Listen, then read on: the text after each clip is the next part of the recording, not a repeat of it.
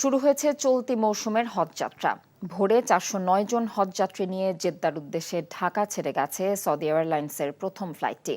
এরপর 419 জন যাত্রী নিয়ে সোয়া 7টায় ঢাকা ছাড়ে বাংলাদেশ বিমানের প্রথম হজ ফ্লাইট। এই দুটি ছাড়াও আজ মোট 7টি ফ্লাইট রয়েছে। বিমানের প্রথম ফ্লাইটের উদ্বোধন করে ধর্মমন্ত্রী ফরিদুল হক খান হজ যাত্রীদের সাথে দায়িত্বশীল আচরণ এবং সব ধরনের সহযোগিতা দিতে সংশ্লিষ্ট কর্মকর্তাদের নির্দেশ দিয়েছেন। দেখুন নূর হাসানের রিপোর্টে বিস্তারিত।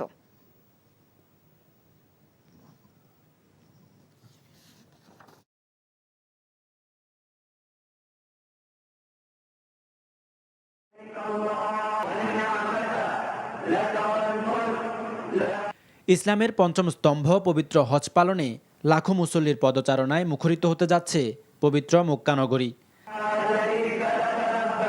কাবাঘর তাওয়াফের পাশাপাশি আরাফাতের ময়দান, মিনা, মুজদালিফায় উপস্থিত হয়ে সামর্থ্যবান মুসলমানরা মহান আল্লাহর দরবারে হাজির হবেন।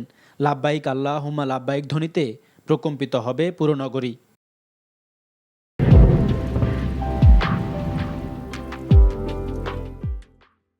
প্রতি বছরের মতো এবারও পবিত্র ভূমিতে হজ পালনে যাচ্ছেন বাংলাদেশিরা।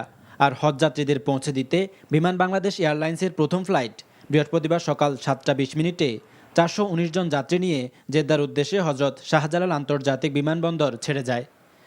সামগ্রিক ব্যবস্থাপনা নিয়ে সন্তুষ্ট হলেও বাড়তি খরচ নিয়ে অভিযোগ জানিয়েছেন হজযাত্রীদের অনেকে।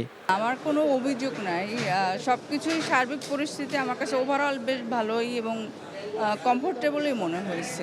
দেশবাসীর কাছে আমরা দোয়া চাই যাতে আমরা সুন্দরভাবে হজ করে আসতে পারি এবং দেশের মঙ্গলের জন্য আমরা দোয়া করতে পারি। খরচ কমালে আরও মানুষ করতে পারে, মানে যাওয়ার জন্য প্রস্তুতি নিতে পারে। এর আগে বাংলাদেশ বিমানের প্রথম হজ ফ্লাইট উদ্বোধন করেন ধর্মমন্ত্রী ফরিদুল হক খান। আল্লাহর মেহমানদের সব ধরনের সহযোগিতা নিশ্চিত করতে সংশ্লিষ্টদের আহ্বানও জানান তিনি। হজযাত্রীদের অনেকেই আছে যারা জীবনে প্রথমবার বিমানে চড়ছেন, তাদেরকে সর্বোত্তমভাবে সাহায্য করতে হবে। তাদেরকে সংশ্লিষ্ট সিটটি দেখিয়ে দেওয়া, সিট বেল্ট বাঁধা ও খোলার ক্ষেত্রে সহায়তা করতে হবে।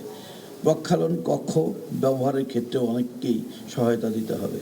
সার্ভিস অন ডিমান্ডের চেয়ে সার্ভিস ইন অ্যান্টিসিপেশন এর প্রতি খেয়াল রাখতে হবে। কোনোভাবেই বিমান যাতায়াতের সময় সম্মানিত হজযাত্রীগণ কোনো অসহায়ত্ব বোধ না করে কিংবা অস্বস্তিতে না ভেঙে পড়ে সেদিক কিন্তু দৃষ্টি রাখতে হবে। গেল কয়েক বছরের মতো এবারও হজযাত্রীদের ইমিগ্রেশন ঢাকাতেই সম্পন্ন হয়েছে।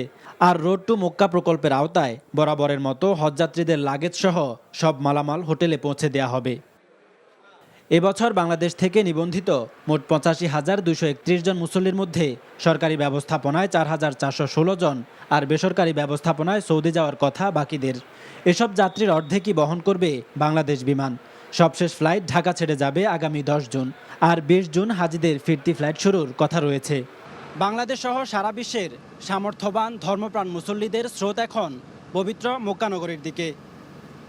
পবিত্র এই মহাযাত্রায় সামিল হওয়া হজযাত্রীদের প্রত্যাশা, চোখের পানি ফেলে নিজেদের গুনাহের মার্জনা চাওয়ার পাশাপাশি দোয়া করবেন দেশ, জাতি ও মুসলিম উম্মার কল্যাণ কামনায়। নূর হোসেন, এনটিভি নিউজ, ঢাকা।